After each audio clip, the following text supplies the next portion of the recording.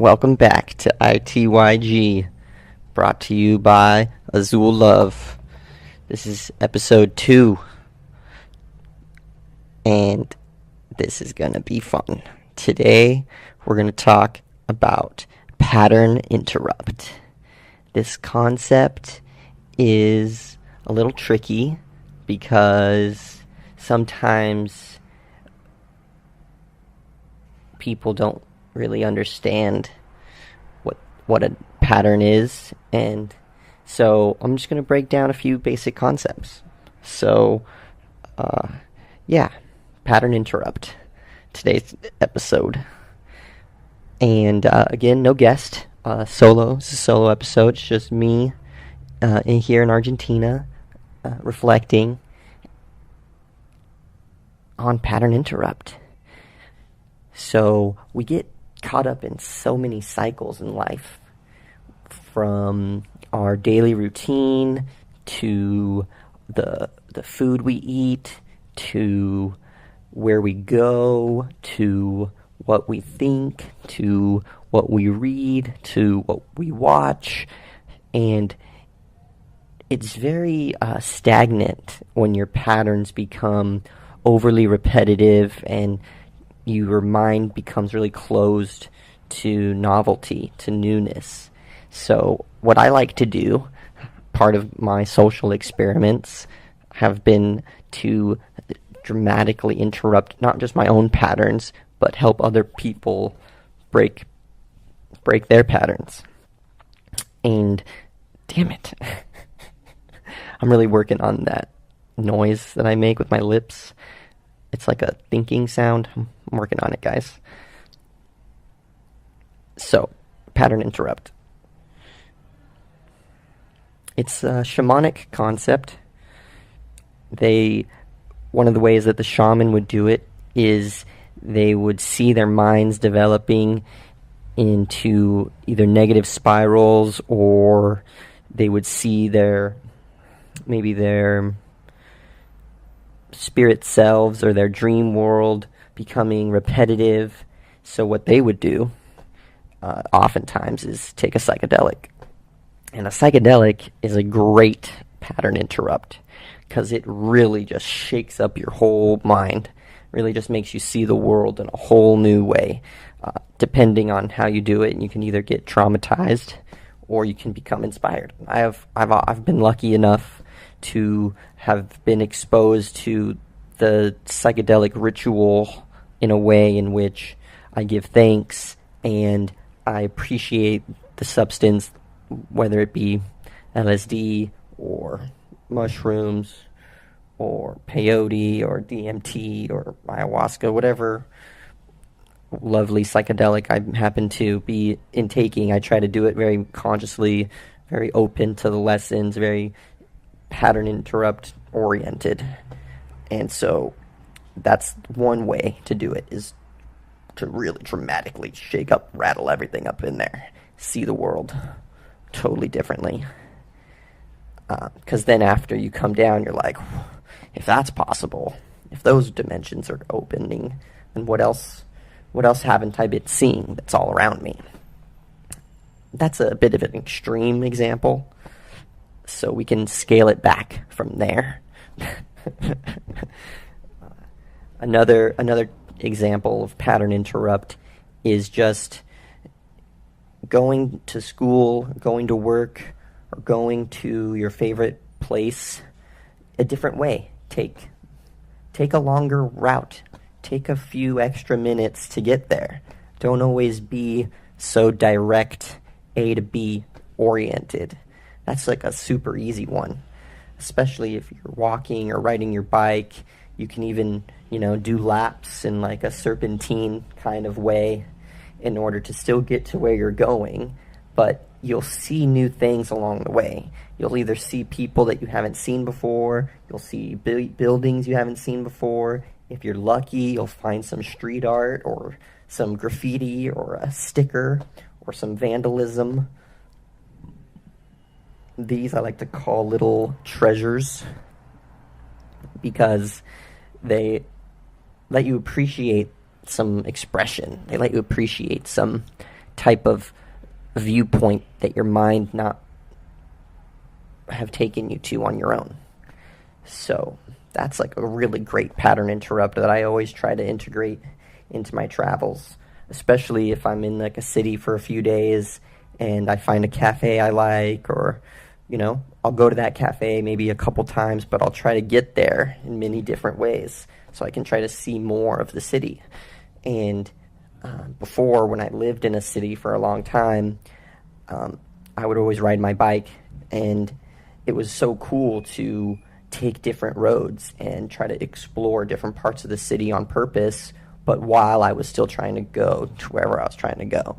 So I encourage you all to try that one. That one's really easy. Doesn't require any psychedelics, just a GPS or just a spontaneous left turn. Even if it's just one new left and then you make 3 rights to correct, boom, you're still on track, but you got to see something that you normally wouldn't have gone to see. And it took you 4 extra minutes? Like, leave the house 5 minutes early so you can do some pattern interrupt. Another really simple pattern interrupt technique is to go to a restaurant that you've never been to before. Boom, right there, pattern interrupt. If you're going to go out, oftentimes we go out to places that we've been to because it's reliably good food, But then you don't really gain anything.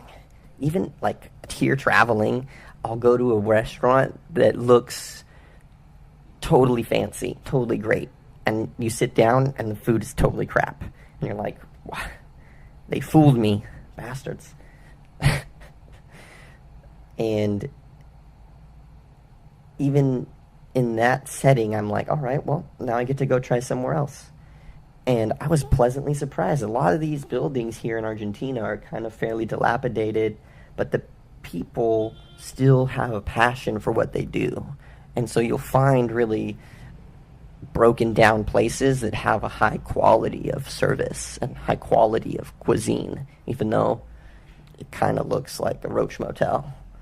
So yeah, don't always judge a place on how it looks. Just try different spots depending on where you're at and what you're into. Don't always order the same food either. Don't always get spaghetti. Don't always get steak and eggs. Don't always get a burrito, change it up, because introducing that newness in your life brings a greater sense of appreciation for life. So that's what I'm trying to encourage for pattern interrupt. The psychological benefits, not just the newness. So another idea for pattern interrupt is meditation, stillness. Because often we're always running and running and running and going and never stopping. But even just 5 minutes, somewhere, anywhere, side of the road, loud place, quiet place, doesn't matter. Just focus on your breath.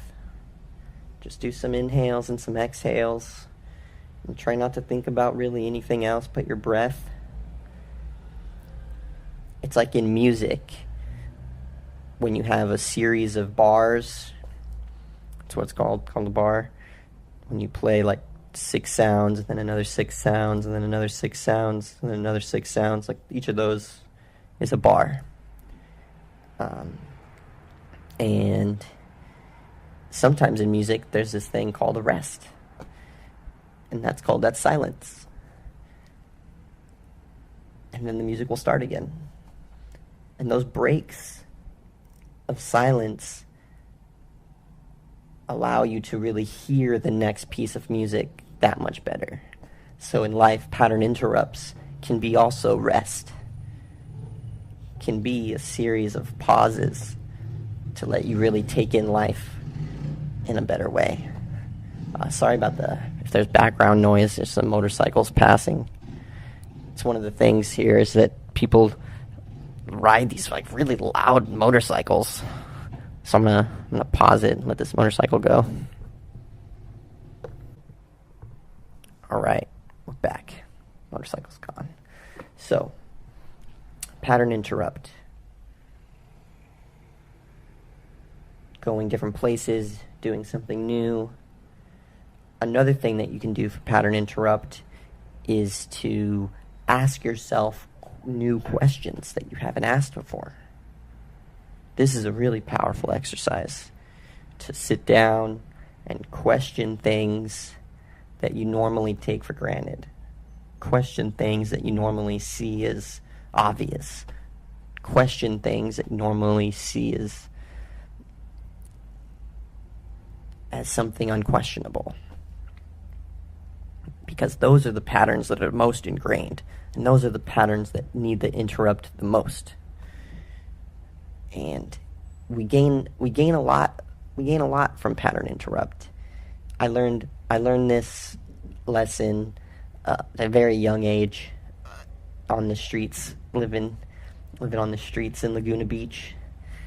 I would see people walking by, and I would ask all kinds of fun questions to kind of observe their minds and to get them to see me differently. Because sitting on the street playing music, a lot of people will just either ignore you or not even look at you or not even acknowledge that you're even there. And you kind of get tossed in this like invisible category. So I would try to reach out and ask people really odd questions.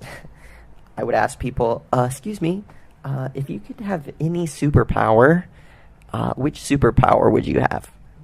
This one was really fun because it gave people an option to really use the creative part of their brain. Because people, sometimes in their life, they're not encouraged to be creative. They're encouraged to be productive, or they're encouraged to be serious, or they're encouraged to be angry. So this was a really cool way for me to get people to acknowledge me and to acknowledge themselves in the creative light. So that was really fun. Most people obviously were so silly. They would ask for flight. They would say, oh, I wish I could fly. And so I would poke and prod and make them try to think and be more creative. I would say, okay, like, how fast do you fly? Can you fly? What makes you fly? Like, what's the mechanism at play? So that was really fun to get to see different people's responses. The top two were flight and invisibility, which was really cool psychologically, because what they're really trying to do is escape. You know, they want to fly to where they're not at, or they want to be invisible so they can get away from whatever problems they have. So that was really telling. Very few people came up with like really creative, fun answers. You know, a few people were like, "Oh, psychic." Oh, a few people were like, "Oh, I would do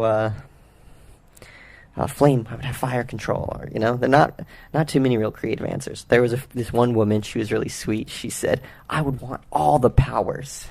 I was like, "Wow, powerful." She wants to have every power imaginable. I was like, "Damn, that's deep." And then I would ask people sometimes two silly questions like, excuse me, sir, do you know how to play the didgeridoo? And people would look at me all confused. And I'd be like, no. And I'd be like, it's never too late to learn. You know, try to give someone a little bit of optimism, you know, try to plant that seed, you know. And it was really cool. And I'd do the same thing with a harp. I'd be like, oh, miss, are you a harp player? And they would laugh. They'd be like, no. I'd be like, it's never too late to learn. Give them some, you know, because of course these people are walking away from you because they're afraid. It's so silly. Like, I'm just a human asking you a simple question. I'm not asking you for money. I'm not asking you for anything. I'm just there talking to you. But people, they get so self-absorbed, and we're trained kind of to like, don't trust the homeless and like don't talk to them, and you know, they're a threat. All they want is money. You know, throughout my entire homelessness experience, I never once asked for money. I would play music with a sign that would say something funny like "Have a nice day" or "You're awesome" or like give love a chance, or like a song lyric or something silly, and then I would have like my little singing bowl, and then I would put money in the bowl, like $1 or something, and then obviously it's like a donation bowl, and people would get it. It was like a symbol, but it wasn't me like asking for money. It was me showing that I'm open to receive donations, and everyone's open to receive donations. Like, give somebody a gift, and they're always going to take it. So I mean, that doesn't mean that we're asking for something. So yeah, and yeah, easy life on the streets. Don't let anyone confuse you. It's only hard if you make it hard, with everything in life. You know, if you're not willing to take the steps to do the small incremental movements toward your goal, then you're never going to get there. So just keep moving. You'll get there. It sometimes takes a long time. Sometimes it takes a generation. So just keep going. You'll get there. Pattern interrupt. That's what we're talking about. Another lesson I learned about pattern interrupt was from reading a lot. And when you read a lot, you have to think in a new way. It just totally opens your mind to seeing the world differently. And I love recommending books to people. One good book is called Power versus Force. This book really just shifted all kinds of patterns in my brain. Allowed me to see what the power of happiness can do to people, and how a smile can really change someone's day, because of your happiness kind of oozes from you like a waterfall, and people get wet just by being near the waterfall. You don't even have to go in near it. You know, if you've been close enough to a waterfall, you'll see that all the surrounding rocks and all the vegetation is totally wet. It's totally getting splashed on by the force of the water. And so we can all be like that force and have our effect hit others. And that's what pattern interrupt does. Another way you can do some real fun disruptive patterns is to learn a new skill. I've gone to many countries, and I always try when I go there to think of a new project. Like, what can I do while I'm here that's new for me? I've taken up guitar. I've taken up crafting, like making jewelry. I've taken up I did a kimono mission. That was really fun. I did in Colombia. That's where I went. I just was like, I'm going to go to Colombia and I'm going to make all these kimonos. It's great. I could tell you that story another time. Another time I made all these hoods, these really like fun, fuzzy hoods in New Zealand. I could tell you that story another time. Another time I went and did the suit mission. Like, that's what I'm doing here now in Argentina, is I'm wearing these suits, these really loud, colorful suits, like 3-piece suits. One of them is like purple, and it's like all flashy, kind of peacocky, and then the other one is like teal and bronze. And by wearing these clothes that I normally don't wear, I normally am in like jeans and a t-shirt, and it's just very basic, just comfort clothes, just not to be naked, because that's most men just are trying not to be naked by the law. But otherwise, you know, most men aren't really thinking about their clothes. That's like not really something we get to explore as men. It's not really encouraged. Which is interesting, though, because here in Argentina, I do notice that there's like a ton more like male clothing stores where they are have like tailoring, and they do all kinds of nice jackets and pants, and it's really cool. Like there's only like one or two here and there in the States, so it's really cool to see that. And but still, for the most part,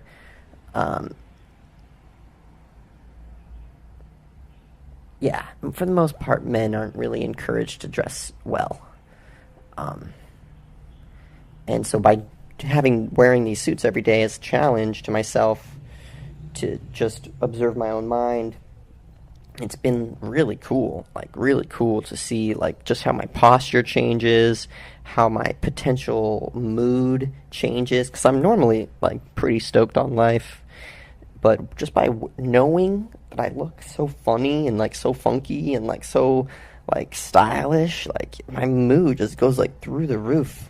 And I notice that like since I'm happier, that means that there's more oxytocin like flowing through my brain, and by having all of this new oxytocin available, I'm able to learn more. And so it's like making my Spanish easier to learn, it's making my drawing techniques easier to learn, it's making my meditations more profound. So just by changing the clothes that I'm wearing, it's having this like huge psychological benefit, huge pattern interrupt. So yeah, change your clothes, people. Get a new wardrobe. You know, 1 week at a time. You don't got to be dramatic and spend all kinds of hundreds of dollars. You know, just, piece by piece. Go to thrift stores. Definitely go to thrift stores. Like, that's one thing I wish I had done in the beginning, was to go to a thrift store and get used jackets and vests and slacks, and then tailored those, because they're still dope, and you can still get some fresh, funky styles from these places. And yeah, it's not all about new. You don't have to go new, but I did, because, whatever. That's what I chose to do. It was just one choice.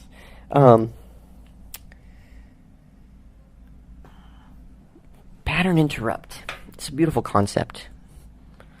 I encourage you to try new ways to do different patterns of all types, from even the words that you choose. That's like a huge one. Because we'll notice it will say the same phrases. Like people say, "Oh, hi, how you doing?"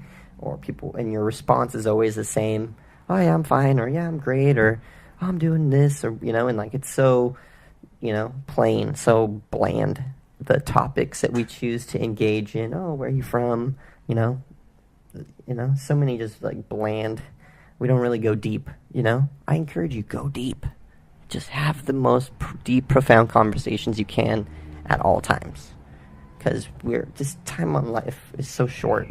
Why waste anyone's time? Just be deep, be profound. Like, do your best to ask insightful things. Another way to think differently and to talk differently is to notice these two real main ideas. One idea is called the no state.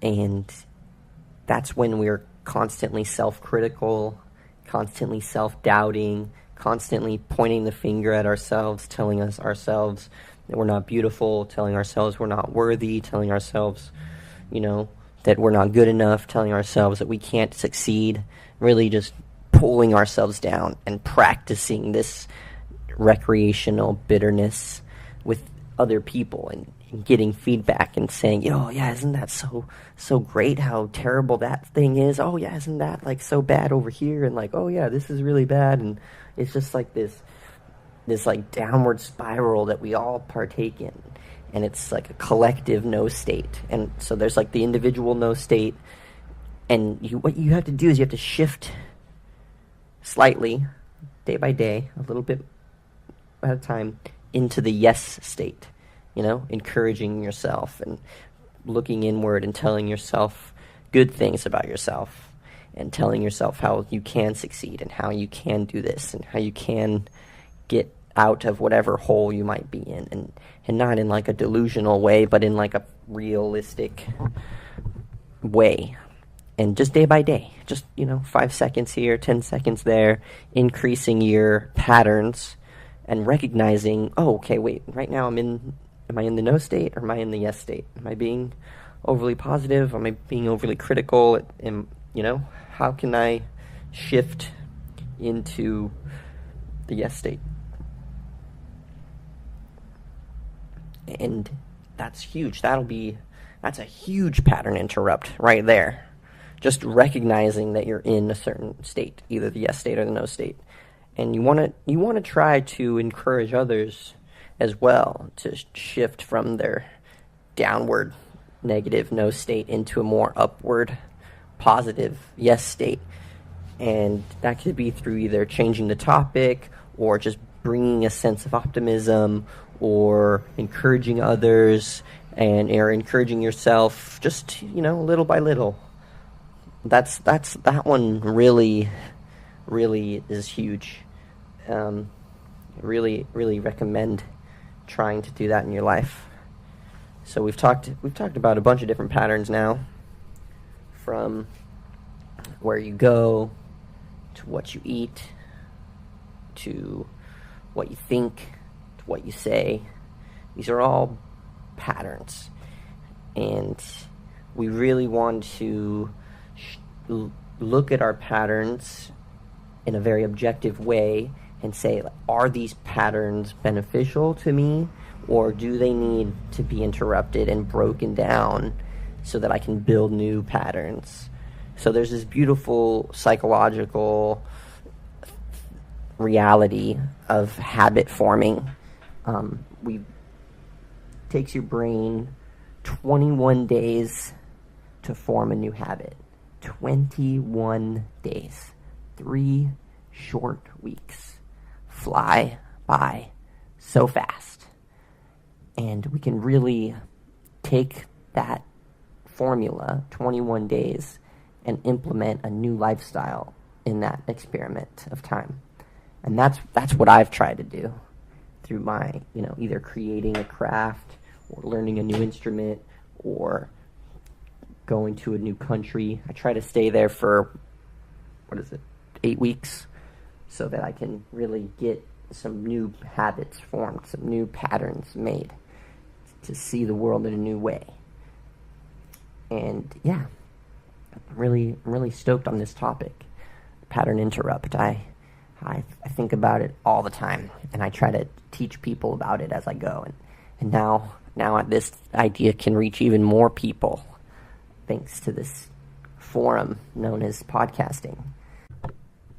Another fun pattern to interrupt is your sleep patterns. We get in some pretty bad sleep patterns.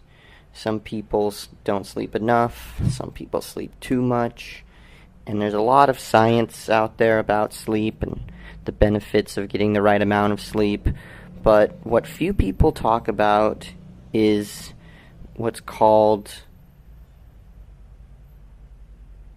monophasic sleep versus polyphasic sleep.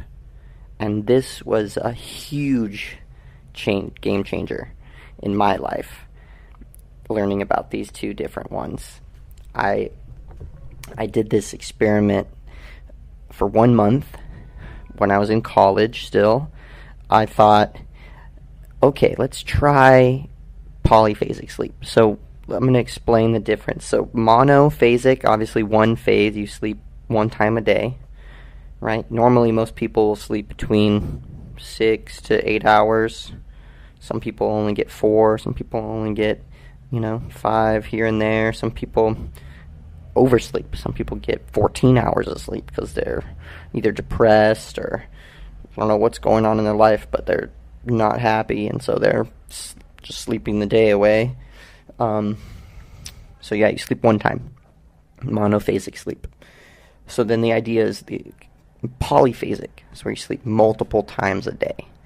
The easiest one, which a lot of South American countries will practice, is you sleep one time during the night between anywhere from 6 to 7 hours, and then halfway through your day you go home and take a nap for about 30 or 40 minutes. And that's polyphasic sleep. When you do that, the sleep scientist people, they called it the everyman, because most people's lives can incorporate this style of sleep, where you halfway through your day you take a 30-minute nap. And then there's like the extreme polyphasic sleep cycles, which I decided to do one of the most extreme, which is called the Uberman sleep cycle. Uberman's like a German word, it means Superman, and holy moly, you guys, this is such a trip. So the whole idea is you sleep 6 times a day for 20 minutes each. So you get a total of 2 hours of sleep for every 24 hours of time.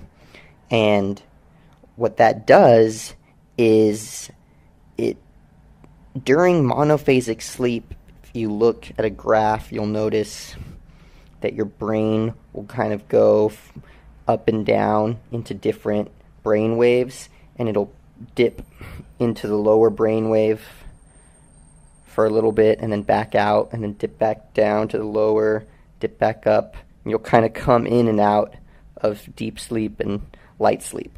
That's like a lot of people's sleep schedule because of either outside factors or stress.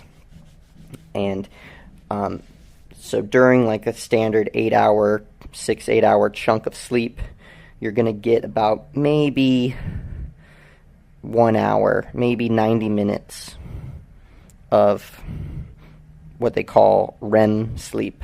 This is like the beneficial sleep. This is where you're it's REM, it stands for rapid eye movement. Your eyes will like vibrate behind your eyelids, and that's how you enter the dream state. That's how your brain does a lot of the recovery throughout the day. It'll sort out the information you need and condense the information, and does all the good brain work during that REM sleep. Otherwise, it's not operating at the levels in which it can do that. So yeah.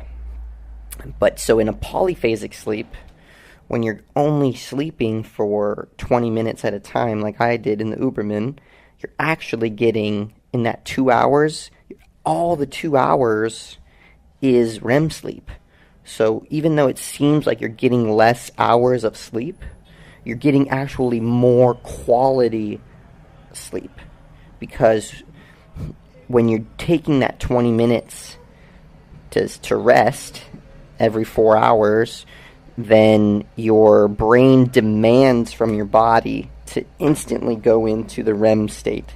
It doesn't fool around. It doesn't slowly, gradually get there and come in and out. It goes there directly. And so not only is your sleep improved, your energy is improved, your learning capacity is improved, your dream state is improved. It's amazing. Highly recommend at least trying the Everyman, where you sleep for about 6 or 7 hours and then take a 20 to 40 minute nap. 40 is like the cap. Like if you sleep more than that, you're doing its diminishing returns. So boom, polyphasic sleep. It's a great pattern interrupt in your sleep life. And so I did it for a month.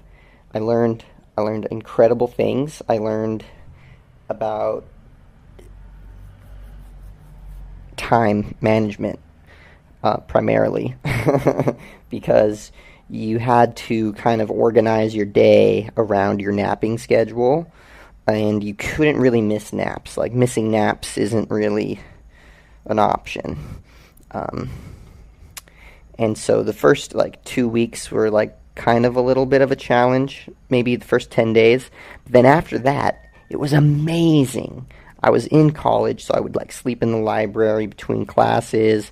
I was tutoring at the time, so I would, in between students, I would take a nap. I would visit my friends at the skate park, so I would go and watch them skate and hang out with them and laugh. And then in between sets, I'd go and take a nap, and wow, the things I was able to read, the work I was able to get done, like it was amazing.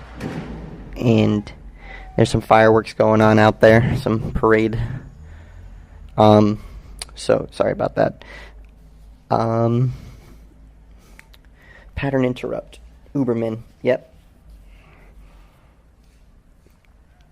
It was a really cool experiment. The only reason I stopped was I was living in a place where at night I couldn't be expressive. I couldn't play music, or I couldn't make bread, or I couldn't be up and about because the roommates had to go to work the next day, and I couldn't interrupt their sleep schedule with my sleep schedule. So if I had had my own place, I definitely would have continued doing it. And then also, if you have someone else that you're doing the sleep schedule with, then during those odd hours, you're not alone, so you can talk to someone, interact with the world. I guess I could use the internet, talk to humans on the internet, because there's someone awake somewhere all the time. But yeah, mostly I would just read, do some homework or something. It was challenging. It's challenging to be quiet in those hours, but that was the main reason I stopped doing it. But I totally would love to do it again. It's just a little tricky to because the rest of the world doesn't really operate on that level.